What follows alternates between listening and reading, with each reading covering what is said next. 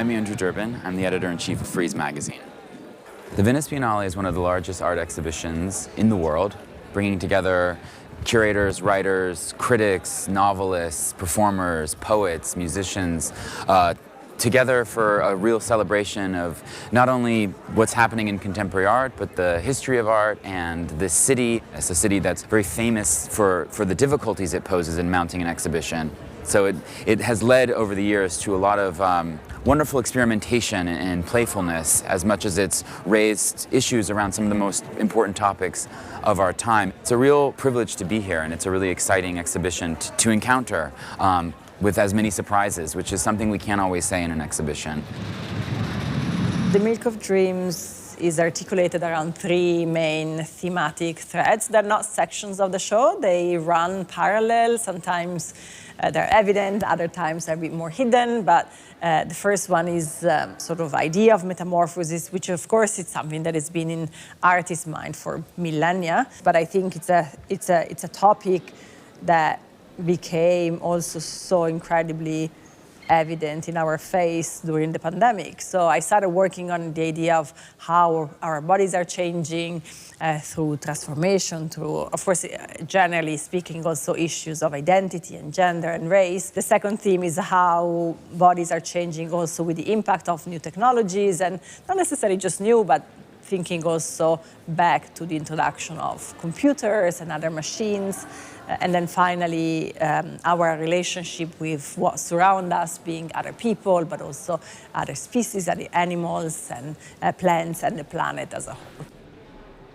The title for this year's Biennale, The Milk of Dreams, is drawn from Leonora Carrington's beautiful fairy tale book for children. Carrington is one of the several artists who will feature in Frieze Masters this year, or indeed have featured in previous editions of the fair, for example in our curated section Spotlight. Artists such as Dorothea Tanning, Remedios Varo, or Italian artist Carla Accardi, who is also in the main pavilion exhibition curated by Cecilia. At the many incredible pavilions around us here in the Giardini, you cannot miss the Nordic pavilion. Is an homage to the Sami people of the three Nordic countries. The Russian pavilion sits just across the street, as it were, from the Nordic pavilion, underscoring how close and how sensitive the border is between Russia and Finland, for example.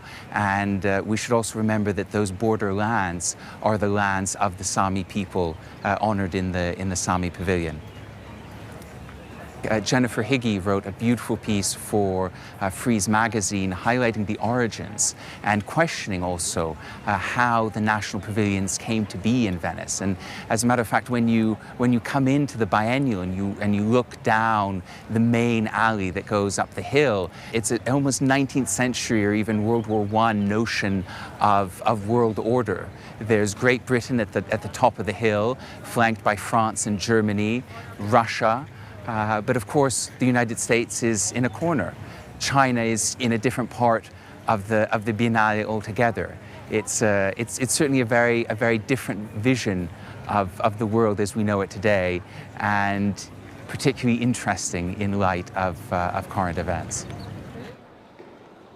Super exciting to see Alberta Whittle's work here. She represents Scotland this year at the Venice Biennale. Alberta was awarded the Frieze Artist Award in 2020. It's a work called Deep Dive, Pose, Recoiling Memory, and one of the many ideas in the work is to really invite the viewer to stop and take some time to really think about the history of the place. Alberta was really interested in this idea of oceanic memory, thinking about the water, thinking about what it carries. And fittingly, this work is exhibited in a former boatyard.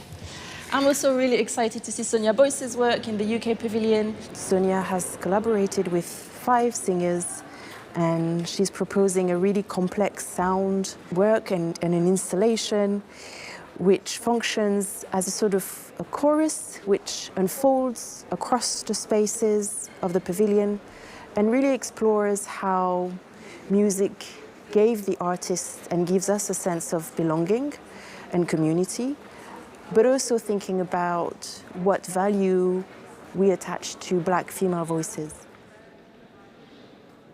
I'm really excited for the French pavilion this year. The artist who represents France is called Zineb Sedira, and she's presenting a really generous and complex project which uses the Algerian independence movement of the 60s as a starting point, but then also explores how various aspects of Algerian culture have been represented in film.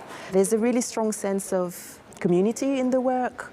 Most of the collaborators involved in the project, either as cast members or narrators, behind the camera, in front of the camera, are really close friends of the artist.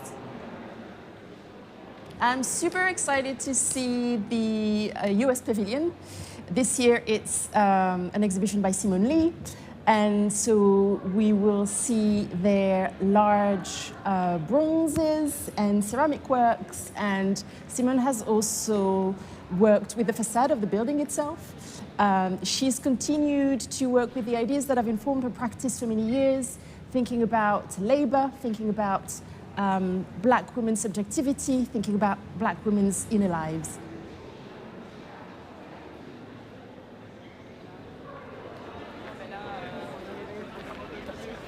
A couple of things that have really stood out for me today at the Biennale are Andra Ursuta's works, which have been juxtaposed in a room with Rosemary Trockle's early textile works. Andra's sculptures take the form of the human body, but they also sort of have elements using fashion, items of clothing. Like the works have like a really interesting surface. They look candied. They're made of this glass-like material which has this beautiful glisten. The tangerine oranges, the purples, and the light greens are really memorable and really strong.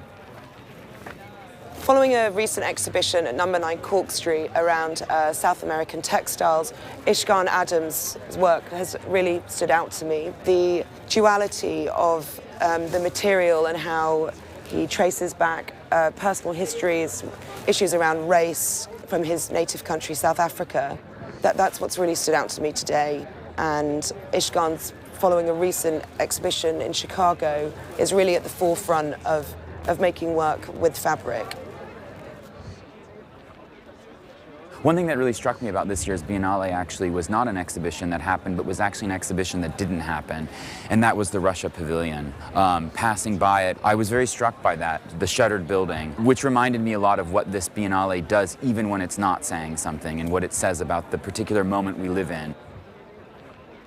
Louise Lawler has new photographs from a series she worked on a few years ago, photographing Donald Judd's exhibition at the MoMA when the MoMA was closed for COVID. These are wonderful photographs, very moving in a very surprising way. Obviously a great meditation on Judd and the museum and what that particular moment of COVID-19 meant for art goers and for museums in general.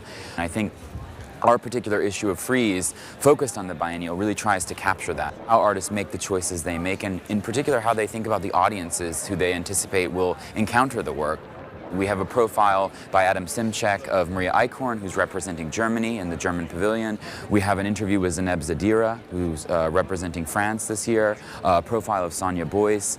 We also have a really wonderful essay by our previous editor-in-chief, Jennifer Higgy, looking at the pavilion system in general, which Venice is so famous for, and whether it remains viable at this particular moment. You can check out all of our coverage of the Biennale at frieze.com and in the April issue of Frieze magazine.